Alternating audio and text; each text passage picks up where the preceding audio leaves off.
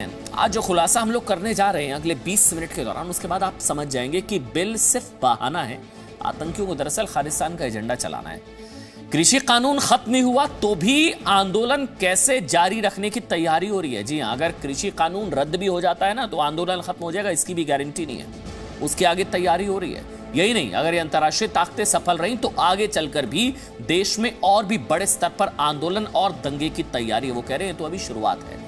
देखिए, हमने आपको कल भी चेताया था, कल भी देशहित में बताया था कि खालिस्तान कैसे किसान आंदोलन को रिमोट से चला रहा है। मतलब ये आंदोलन रिमोट से चल रहा था, हमने आपको दिखाया था।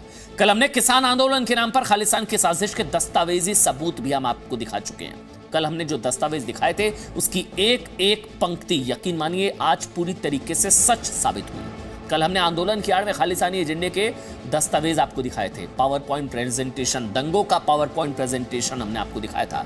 आज उन दस्तावेजों से जुड़ा सबसे बड़ा सबूत हम आपको दिखाएंगे। ये सबूत इस बात से जुड़ा है कि किसान आंदोलन खत्म होने के बाद भी साजिश जारी रहेगी। ध्यान से सुनिएगा जो जो बातें कह रहे हैं। इसके फिर हम आपको ये जो कह रहा है उस साजिशकर्ता से भी मिलाएंगे, वो चेहरा भी हम आपको दिखाएंगे, क्यों, हम किस बुनियाद पर ये कह रहे हैं। दूसरी बड़ी चीज, ग्रेटा थनबर्ग और रियाना से ट्वीट कराने वाला अब बेनकाब। हम कह रहे थे ना ये कठपुतलियां, डोर किसके हाथ में है, वो डोर जिसके हाथ में आज हम आपको दिखाएंगे। ये मोहरे थे, चेहरा आज हम आपको दिखाएंगे। किसान आंदोलन से खालिस्तानी एजेंडा चलाने वाला चेहरा आज सामने आया है।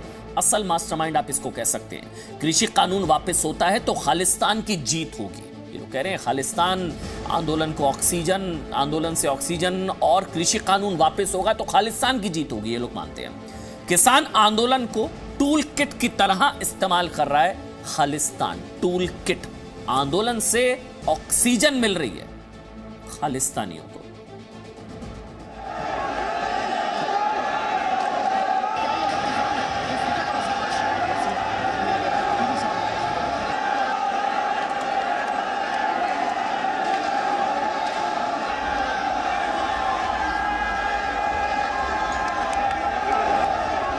अभी तक आपने किसान आंदोलन में खालिस्तान के झंडे देखे,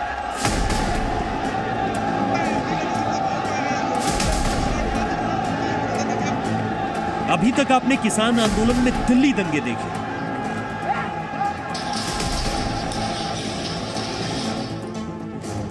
If the farm bills get repealed tomorrow, that is not a victory.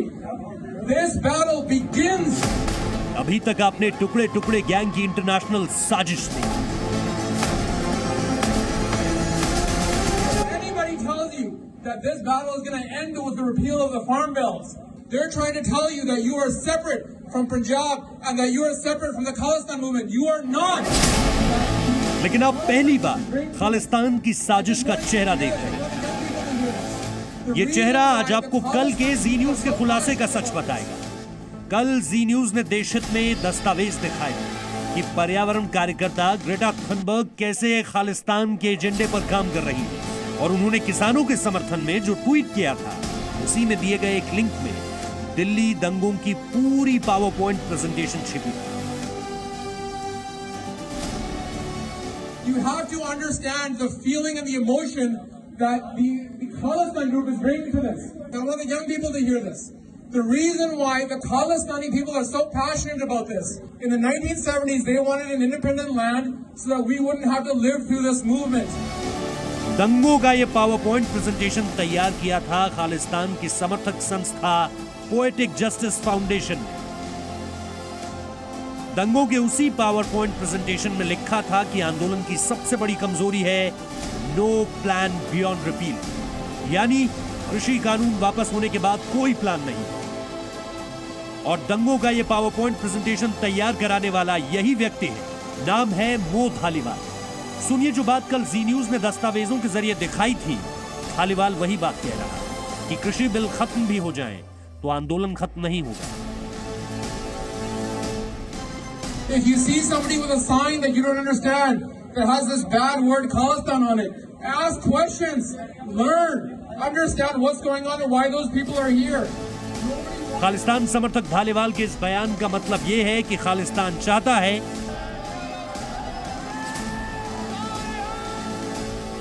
कि कृषि कानून के नाम पर भारत में विद्रोह की स्थिति बनी रहे। किसान आंदोलन खालिस्तान के रिमोट कंट्रोल से चलता रहे। कृषि कानून वापस भी हो जाए तो आंदोलन किसी भी तरह जारी रहे। खालिस्तान का समर्थक करने वाली पोएटिक जस्टिस फाउंडेशन का यह बयान 26 जनवरी का है और जगह है कनाडा का वैंकूवर। यानी जिस दिन दिल्ली में किसान आंदोलन के नाम पर दंगे हुए, उसकी स्क्रिप्ट दिल्ली से 11,107 किलोमीटर दूर कनाडा के वैंकूवर में इस भाषण से तैयार। Nobody wanted to become a Kharagou. Nobody wanted to become a terrorist. I lost my chacha in the 90s because he became a Kharagou. Nobody wants to leave home. Nobody wants to die young. Why would they do that? पीजेएफ के cofounder मो धालीवाल ने 26 जनवरी को Vancouver में visa consulate के पास भाषण दिया था और भाषण में साफ कर दिया था कि किसान आंदोलन सिर्फ खालिस्तान के लिए एक हथियार है। So my request to everybody that's here, whether you're carrying a Kisan Ekta Mazdoor Zindabad flag, whether you're carrying a Farm Bills flag, whether you're carrying a Kesari Janda or a Khalistan Janda, learn and understand that we're all a part of the same movement. Dhaliwal जिस संस्था poetic justice foundation का cofounder है, उसी ने दिल्ली दंगों की power point presentation तैयार की थी। 21 पन्नों के डॉक्यूमेंट का शीर्षक था 26 जनवरी ग्लोबल डे ऑफ एक्शन, यानी गणतंत्र दिवस के मौके पर प्रदर्शन। The rest of India counts on and looks to our leadership. There's nothing wrong with this being a Sikh-led or Punjabi-led movement. In fact, that is the very reason why the other states have joined us. That is the very reason that the other states are supporting us. So my request. Dhaliwal के इस video ने देशहित में जी news के कल के खुलासे को प्रमाणित कर दिया, जिसमें हमने बताया था कि किसान भारत के खिलाफ इंटरनेशनल साजिश का मोहरा है। ग्रेटा और रियाना जैसे लोग इस साजिश का चेहरा हैं। साजिश करता है मो धालीवाल जैसे खालिस्तानी। ब्यूरो रिपोर्ट, जी मीडिया। आपको याद है कल हमने आपको दिखाया था द ग्रेटा पपेट शो, मतलब ये लोग ना कठपुतली थे। रेहाना, मियां खलीफा, ग्रेटा, इनकी डोर किसके हाथ में थी? मतलब ये लोग मोहरा थे।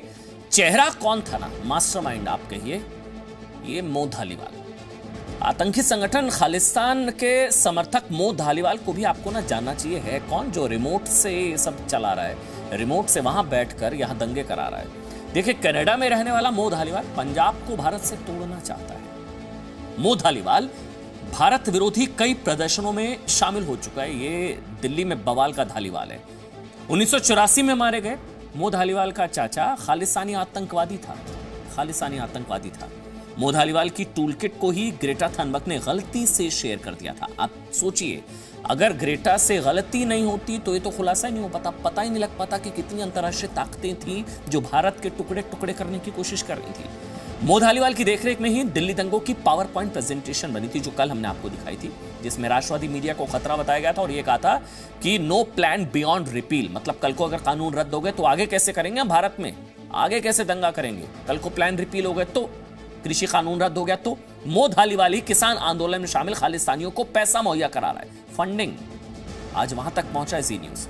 मो धालीवाल ने ही 26 जनवरी पर दुनिया भर में प्रदर्शन का प्लान बनाया था। सोचिए ना, 26 जनवरी वाले दिन ही ऐसा क्या था कि उसी दिन ट्रैक्टर मार्च, उसी दिन की जिद क्यों थी, अब आप समझे। सोशल मीडिया पर धालीवाल खुद को खालिस्तान समर्थक बता चुका है। वो कहता कि हाँ, मैं खालिस्तान की मांग करता हूं, मैं हूं खालिस्तानी। खालिस्तान किसान आंदोलन को अपने रिमोट से, दरअसल रिमोट कंट्रोल से चलाने की कोशिश कर रहा है। इसे लेकर जी न्यूज अब तक कई बड़े बड़े खुलासे कर चुका है, कई सबूत, अब सबूत गैंग ने भी ना सबूत मांगने छोड़ दिए हैं। इतने सबूत हम लोग दे चुके हैं। जी न्यूज ने सिंघू बॉर्डर पर खालिस्तान के टेंट से लेकर, याद होगा ना, कट्टर ट्रैक्टर, खालिस्तानी टेंट, जगतार सिंह अवारा, जर्नैल सिंह भिंडरावाला, सब कुछ हमने आपको दिखाया था। से लेकर कनाडा से दिल्ली दंगों की पूरी स्क्रिप्ट का सच हमने आपको दिखाया। लेकिन सोचिए ना, खालिस्तान को लेकर खुलासों पर पूरे विपक्ष का मौन व्रत क्यों है? कोई बोलने को तैयार नहीं है। आप जरा दिमाग पर जोर डालिए और सोचिए, किसी ऑपोजिशन के नेता ने इसको माना हो कि हाँ खालिस्तानी घुसपैठ हुई है, कोई मानने को तैयार नहीं। क्या डर है या मौन समर्थन है, क्या है? या तो आप चुप है तो मौन समर्थन है। आज संसद में भी किसान आंदोलन पर संग्राम हुआ, लेकिन संसद में खालिस्तान की साजिश को लेकर कोई सवाल क्यों नहीं उठे? सबसे पहले देखिए कि आज संसद में क्या हुआ। जांच होनी चाहिए। ताकत का इस्तेमाल तब होता है, लाठी बंदूक का इस्तेमाल तब होता है जब सरकार को, हुकूमत को चुनौती दी जाती है और जब दमन होता है तो हिंदुस्तान के लोग खड़े होते हैं।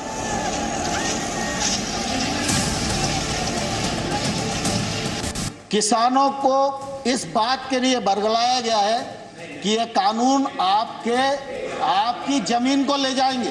हिंदुस्तान की, गांधी के देश की, गौतम बुद्ध के देश की छवि वही होनी चाहिए, एक हिंसक देश की, एक दमनकारी शासन की नहीं होनी चाहिए। जो टैक्स ले रहा है और लगा रहा है और बढ़ा रहा है, आंदोलन उसके खिलाफ होना चाहिए या जो टैक्स फ्री कर रहा है उसके खिलाफ होना चाहिए। लेकिन देश में उल्टी गंगा बह रही है।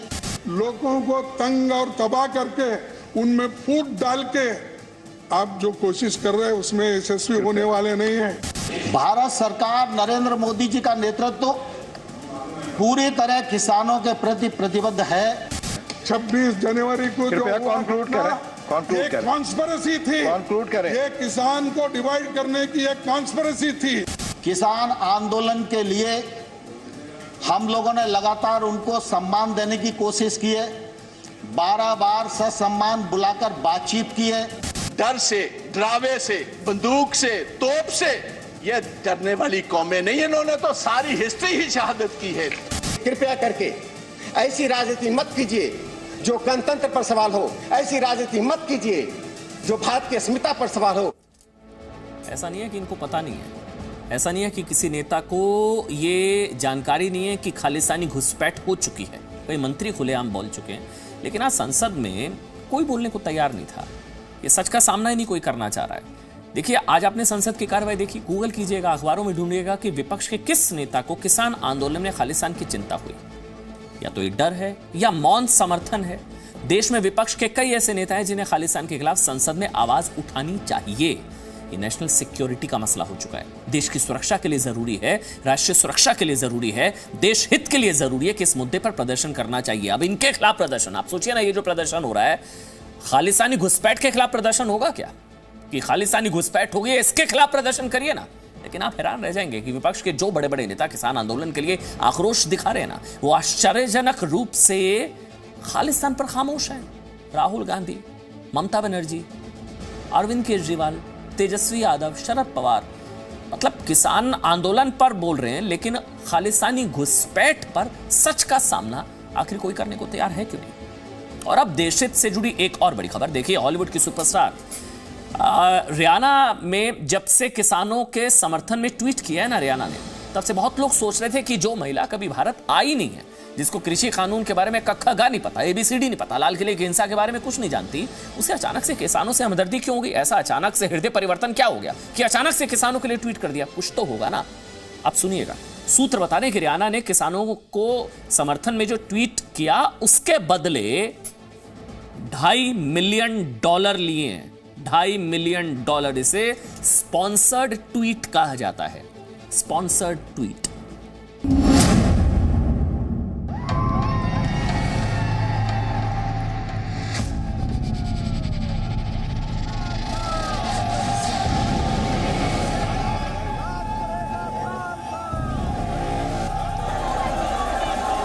इंटरनेशनल पॉप स्टार रियाना अचानक भारत के खिलाफ दुष्प्रचार की सुपरस्टार क्यों बन गई?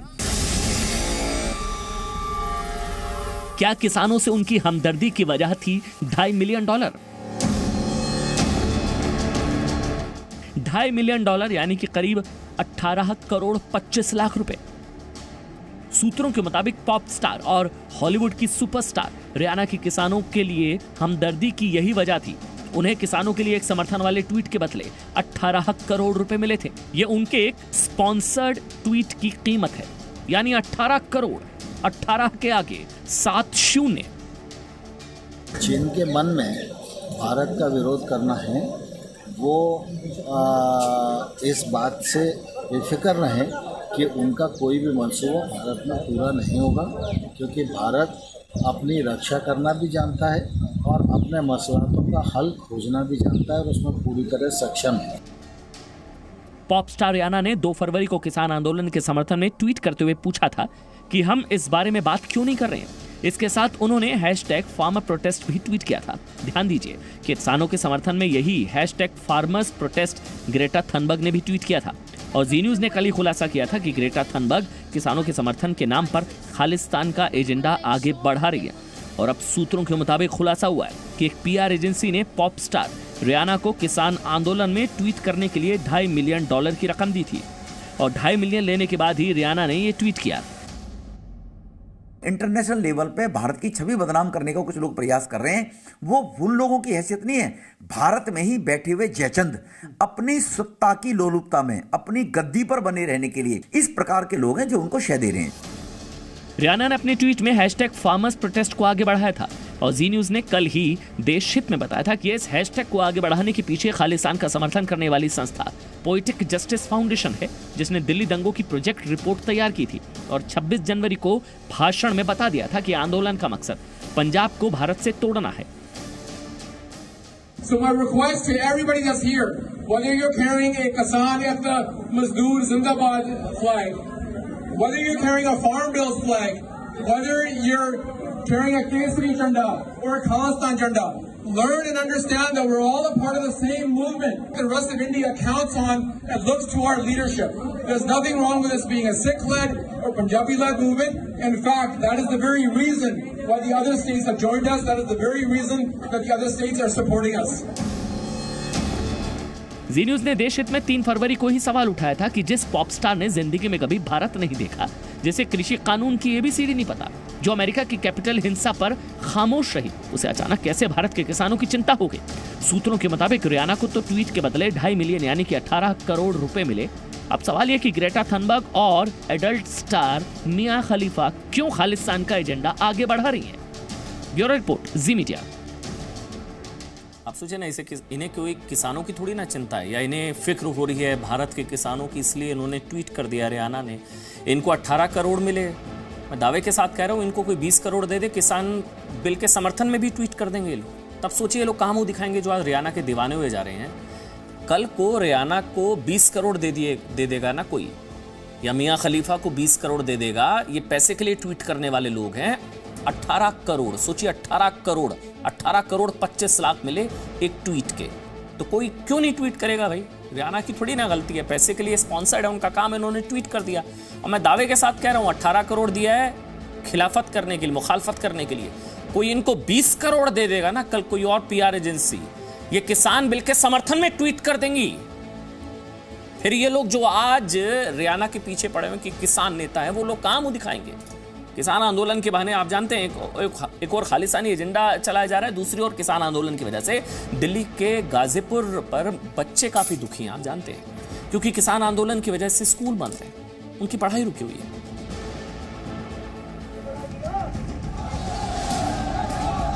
किसानों के लिए ये आंदोलन कृषि बिल का विरोध है। खालिस्तान के लिए ये आंदोलन भारत तोड़ने की साजिश है। और दिल्ली के गाजीपुर बॉर्डर के पास रहने वाले स्कूली बच्चों के लिए ये आंदोलन पढ़ाई का सत्यानाश है। गाजीपुर बॉर्डर के पास जितने भी स्कूल हैं, वो आंदोलन की वजह से बंद हैं और बच्चे डरे हुए हैं, इसलिए क्योंकि वो 26 जनवरी को आंदोलन के नाम पर हुआ हिंसक उत्पात देख चुके हैं। हम बहुत एक्साइटेड थे कि हमारे स्कूल वापस से रीओपन होने वाले हैं, तो बहुत सारे फिजिकल्स होंगे, हमारी एग्जामिनेशन की प्रिपरेशन होगी।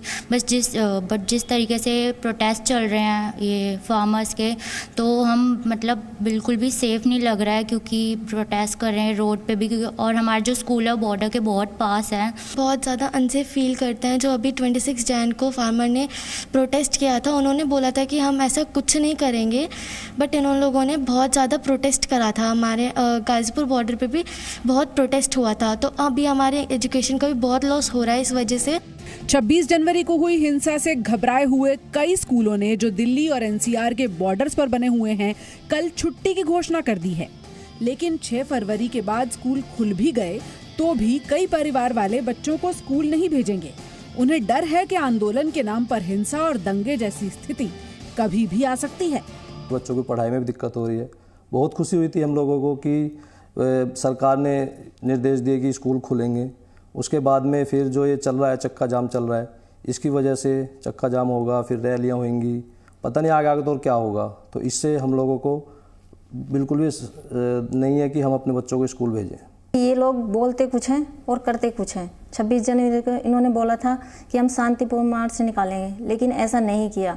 इतनी हिंसा फैलाई है, बड़ा दुख होता था देख करके कि पुलिस वाले इतने घायल हुए हैं, हमारी सेफ्टी में और उनको लोगों ने इस तरह मारा है। इस तरह तो हम बिल्कुल भी नहीं भेजेंगे अपने बच्चों को। हमें तो बहुत खुशी थी कि स्कूल खुले टाइम से, बच्चे जाएं, बच्चे अच्छे से पढ़ें, मगर जो आजकल का माहौल जो ऐसा बना दिया है गाजीपुर का, वो उसको देखते हुए हम लोग बिल्कुल भी सेफ नहीं है। बिल्कुल भी हमें इतना डर लगता है बच्चों को छोड़ने के लिए, ले जाने के लिए भी ना हमें डर लगता है पूरा, क्योंकि कब क्या हो जाए कुछ पता नहीं है गाजीपुर बॉर्डर पे। कोरोना की वजह से करीब 1 साल बाद देश में कई जगहों पर स्कूल खुले, लेकिन गाजीपुर बॉर्डर पर किसानों के इस कथित आंदोलन की वजह से स्कूल बंद है और ये स्थिति कब तक रहेगी कोई नहीं जानता। आप सोचिए ना, जिस आंदोलन से देश का भविष्य, बच्चे डरे, उस आंदोलन का भविष्य क्या होगा। नमस्कार, देशहित में अब आपके साथ मैं अदिति त्यागी और देशहित के इस एडिशन में हम आपको सबसे पहले बताएंगे दिल्ली हिंसा के खतरनाक 26 चेहरों के बारे में, और ये चेहरे हम आपको दिखाएंगे भी। 8:35 पर कोबरा के गढ़ से जी न्यूज की एक एक्सक्लूसिव रिपोर्ट कि कैसे नक्सलियों से मुकाबले के लिए तैयार है महिला कोबरा कमांडोज। लेकिन सबसे पहले बात करेंगे खतरनाक 26 यानी 26 की।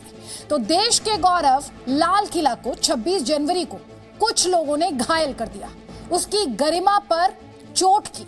अब दिल्ली पुलिस लाल किले के गुनहगारों को तलाश रही है। सीसीटीवी वीडियो, मोबाइल फोन से बनाए गए वीडियोस के माध्यम से उन लोगों तक पहुंचने की कोशिश की जा रही है जिन्होंने लाल किले को नुकसान पहुंचाया, उसकी छवि को नुकसान पहुंचाया। आज पुलिस ने 26 दंगाइयों की तस्वीरें जारी की जिन्होंने 26 जनवरी को लाल किला में तोड़फोड़ की थी। आपके लिए उन 26 चेहरों को देखना बहुत जरूरी, क्योंकि हो सकता है उनमें से कोई आपके आसपास ही छिपा हो। ये वो चेहरे हैं जिन्होंने 26 जनवरी को, गणतंत्र को 26 जनवरी के दिन पूरी दुनिया में शर्मसार कर दिया था।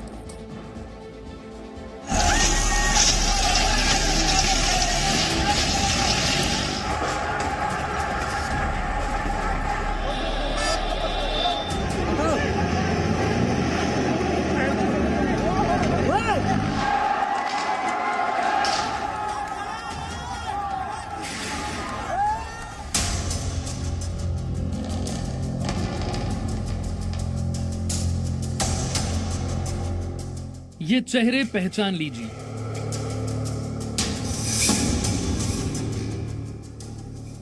इन तस्वीरों को ध्यान से देख लीजिए।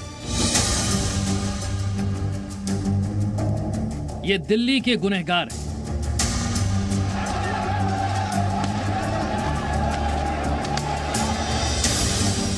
ये देश के गुनहगार हैं।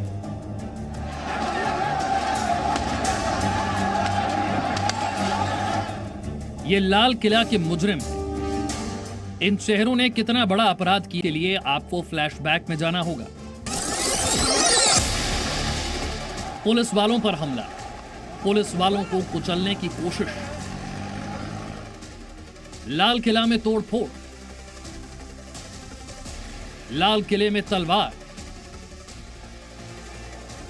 जब देश गणतंत्र दिवस मना रहा था, लाल किले पर उपद्रवी आतंक मचा रहे थे। इन तस्वीरों को देखकर पूरा देश परेशान था। किसानों के भेष में घुसे दंगाइयों ने लाल किले को नुकसान पहुंचाने के लिए मर्यादा की हर सीमा तोड़ दी। राष्ट्र के गौरव को ऐसा जख्म दिया जिसे देखकर हर कोई हैरान था। अब बारी है लाल किला के मुजरिमों को पहचानने और पकड़ने की। दिल्ली पुलिस ने लाल किले में तोड़फोड़ करने वालों की पहचान की है। टोपी पहने इन चारों चेहरों को पहचानी।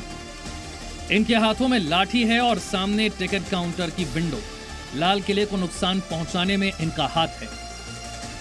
लाल किला के टिकट काउंटर पर तोड़फोड़ करने वालों में ये 4 चेहरे भी शामिल। इन सभी के हाथ में लाठी डंडा है। इन दंगाइयों ने टिकट काउंटर का क्या हाल किया, अब जरा उस तस्वीर को भी देख लीजिए। अभी तक आपने सिर्फ 8 चेहरे देखे, अभी तो लाल किला के और भी गुनहगारों के चेहरों से पर्दा उठना बाकी है। दरअसल दिल्ली पुलिस की क्राइम ब्रांच अब आरोपियों की पहचान फेस रिकॉग्निशन सिस्टम के जरिए भी करेगी।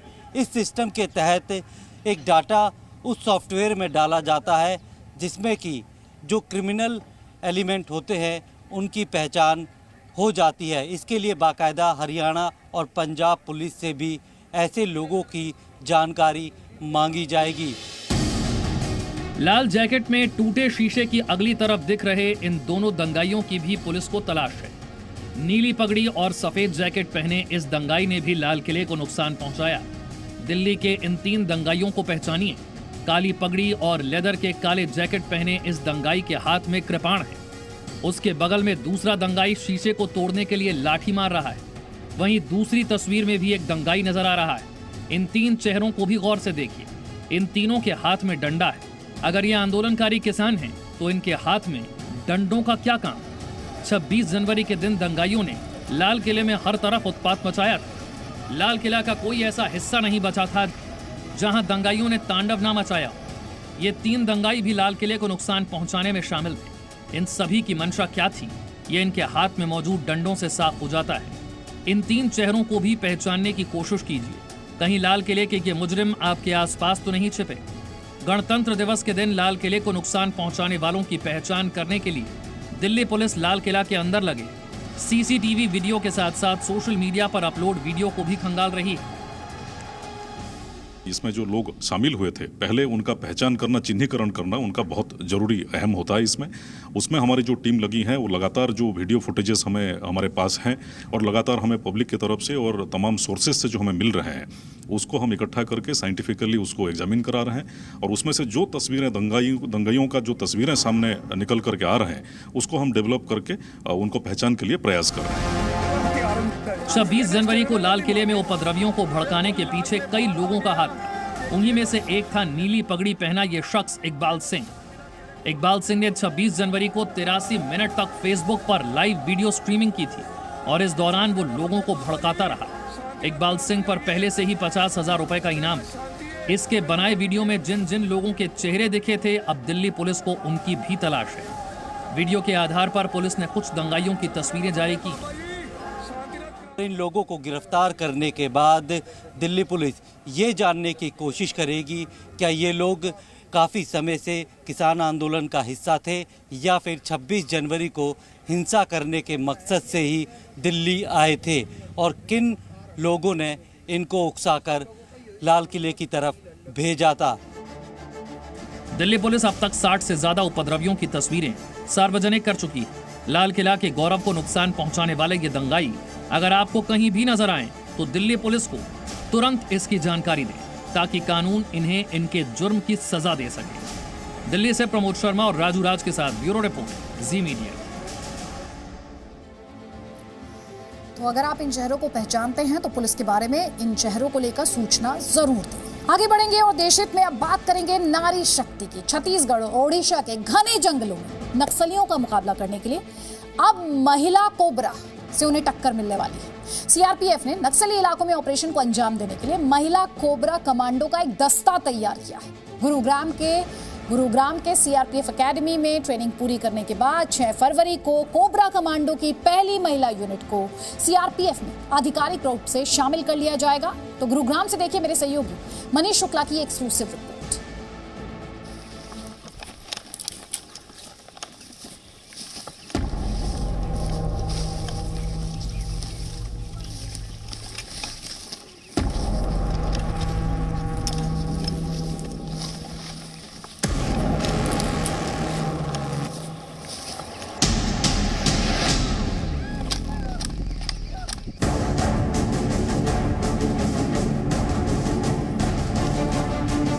हाथों में AK-47 और AK-56, सिर पर नक्सलियों के लिए बंधा काला कफन।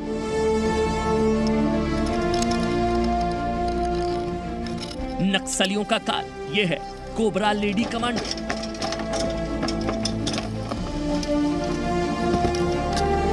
छत्तीसगढ़ और ओडिशा के नक्सल प्रभावित जंगलों में नक्सलियों से मुकाबला करने के लिए तैयार है देश की पहली महिला कोबरा कमांडो टीम। घने जंगलों के इलाके में नक्सली घात लगा करके सिक्योरिटी फोर्स का इंतजार करते हैं, उन पर हमले करते हैं। कई बार जो नक्सलियों की खुद की फौज है जिसको हम PLGA कहते हैं, उसमें महिला कमांडर्स भी शामिल होती हैं जो उसी तरीके से हमले करती हैं। और ऐसी स्थिति में इन नक्सलियों से निपटने के लिए सीआरपीएफ की जो कोबरा फोर्स आए दिन ऑपरेशन करती है, अब पहली बार लेडी कोबरा कमांडोज को भी आप एक्शन में देखेंगे। जंगल के इस इलाके में इस वक्त लेडी कमांडो जो हैं सीआरपीएफ की, उनको तैयार किया जा रहा है ताकि वो अपने आप को फिट रख सकें और जंगलों में जो नक्सली छुपे हैं उनका मुकाबला कर सकें। अब तक सीआरपीएफ के कोबरा कमांडो में सिर्फ पुरुष जवान होते थे, लेकिन पहली बार सीआरपीएफ ने कोबरा कमांडो का महिला दस्ता तैयार किया है। इन महिला कमांडो को जंगलों में कड़ी ट्रेनिंग दी जा रही है। इन्हें कठिन परिस्थितियों में रहने AK-47 और AK-56 चलाने की ट्रेनिंग दी जा रही है। इनकी ट्रेनिंग कितनी सख्त है इसका अंदाजा इसी बात से लगाइए कि महिला कमांडो विपरीत परिस्थितियों में बिना खाए 12 दिनों तक जंगलों में रह सकती है। नक्सलियों से लड़ने के लिए इन्हें गुरिल्ला वॉर का प्रशिक्षण दिया गया है। ट्रेनिंग लेने वाली इस दुर्गा शक्ति का जोश कितना हाई है, आपको भी सुनना चाहिए। हम भी चाहते हैं कि हम भी जंगल में इंडक्शन के लिए जाएं, हम भी ऑपरेशन करें, ताकि सारी महिला से थोड़ा अलग दिखना चाहते हैं हम। मुझे तो बहुत गर्व फील हो रहा है, क्योंकि आजकल कितनी भी महिला है, कुछ है, वो जेंट्स से हमेशा खुद को अलग समझते कि हम नहीं कर सकते, ये नहीं कर सकते, बट हमें सिखलाई दी जाएगी ट्रेनिंग में, और हम बेसिक ट्रेनिंग में भी सीख के रखे हैं, तो हम सब कुछ कर सकते हैं। ऐसा कुछ नहीं है कि हमारे लिए कुछ पॉसिबल नहीं है। जो सिखलाई दी जाएगी बस उसी को एडवांस में आगे बढ़ना है और अपने आप को सही साबित करना है कि हाँ, हम भी कर सकते हैं। नक्सलियों से मुकाबला करने के लिए ये जरूरी है कि सीआरपीएफ का हर कमांडो उन्हीं तरीके से फिट हो और यूँ कहा जाए कि उनसे बेहतर तरीके से निपटना जानता हो। इसके साथ ही साथ जंगल में माइंड गेम भी होता है, यानी नक्सली हमेशा कुछ ना कुछ नया करने की कोशिश करते हैं, जवानों को ट्रैप में फंसाने की कोशिश करते हैं, और ऐसे में चाहे मेंटली हो या फिजिकली हो, हर तरीके से फिट रहना होता है। फिलहाल सीआरपीएफ 34 महिलाओं की कोबरा कमांडो टीम तैयार कर रही है, जिसे आने वाले दिनों में बढ़ाकर 100 करने की तैयारी है। गुरुग्राम के सीआरपीएफ अकादमी में चल रही ट्रेनिंग के पूरा होने के बाद इन कमांडो को छत्तीसगढ़ और ओडिशा समेत नक्सल प्रभावित इलाकों में तैनात किया जाएगा। मनीष शुक्ला, जी मीडिया, गुरुग्राम।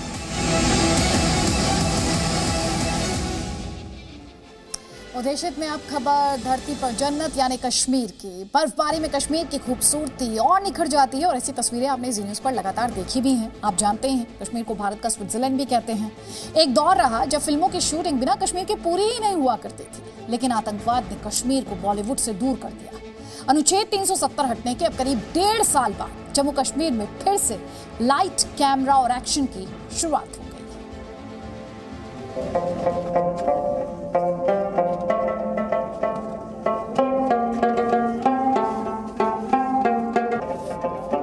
जन्नत में लाइट, कैमरा और फिर से एक्शन। कश्मीर घाटी और बॉलीवुड का दशकों पुराना नाता है। कश्मीर की खूबसूरत वादियों में कई सारी फिल्में बन चुकी हैं, लेकिन आतंकवाद के कारण बॉलीवुड ने कश्मीर से दूरी बना ली थी। अब करीब 3 दशक बाद भारत के इस जन्नत में फिर से लाइट, कैमरा और एक्शन शुरू हो गया है। फिर से कश्मीर में फिल्मों और टीवी सीरियल्स की शूटिंग शुरू हो गई। फिल्म जगत एक बार फिर कश्मीर लौटता दिख रहा है। पिछले 1 महीने की अगर हम बात करें तो 1 दर्जन से ज़्यादा प्रोडक्शन हाउसेज ने कश्मीर घाटी के विभिन्न लोकेशंस पर अपने प्रोडक्शंस को शूट किया है। इस वक्त भी एक जो है यहाँ पे शूटिंग चल रही है, जो एक मल्टी एपिसोड सीरियल है जिसकी यहाँ पहलगाम में शूटिंग चल रही है। कश्मीर में अनुच्छेद 370 के हटने के बाद से कश्मीर का माहौल बदल गया है। घाटी में आतंकवाद भी अब अपनी अंतिम सांसें गिन रहा है। यही वजह है कि बॉलीवुड और एंटरटेनमेंट इंडस्ट्री कश्मीर की खूबसूरती को अपने कैमरे के जरिए दुनिया को दिखाने के लिए श्रीनगर लौट रही है। आई एम श्योर कि और लोग भी आना चाहेंगे। इनफैक्ट शायद हमारे शो के जरिए बहुत लोग और इंस्पायर होंगे, और आई एम वेरी श्योर कि यूरोप के शेड्यूल से बेटर तो कश्मीर का शेड्यूल रहा है। 80 के दशक में कश्मीर का जो बॉलीवुड से नाता टूट गया था, वो एक बार फिर से जुड़ रहा है, जो कश्मीर के पर्यटन के लिए फायदेमंद साबित होगा, और साथ ही यहाँ के युवाओं को रोजगार के नए अवसर मिलेंगे। श्रीनगर से खालिद हुसैन के साथ ब्यूरो रिपोर्ट, जी मीडिया। एरो इंडिया शो 2021 का आज था आखिरी दिन, जहां आसमान में भारतीय वायुसेना के विमानों के करतब देखने को मिले। तो भारतीय वायुसेना के स्वदेशी लड़ाकू विमान तेजस ने भी आसमान में कलाबाजियां दिखाई हैं। इसके साथ ही सूर्यकिरण विमानों ने भी आसमान में हैरतअंगेज करतब दिखाए। और साथ ही एरो शो में हिंदुस्तान एरोनॉटिक्स लिमिटेड HAL के लाइट कॉम्बैट हेलीकॉप्टर LCH ने भी शानदार मैनूवरिंग की। तो हमने आपको बताया किस तरह से पहले सूर्य किरण और फिर LCH की मैनूवरिंग, और ये आपके लिए जाना बहुत ज़रूरी है कि दुनिया के सबसे हल्के हेलीकॉप्टर्स में से ये एक है। भारतीय वायुसेना के कई विमानों ने यहाँ पर अलग अलग मैनूवरिंग यानी हवा में करतब दिखाए हैं। 3 दिनों तक चले एयर शो का शानदार समापन।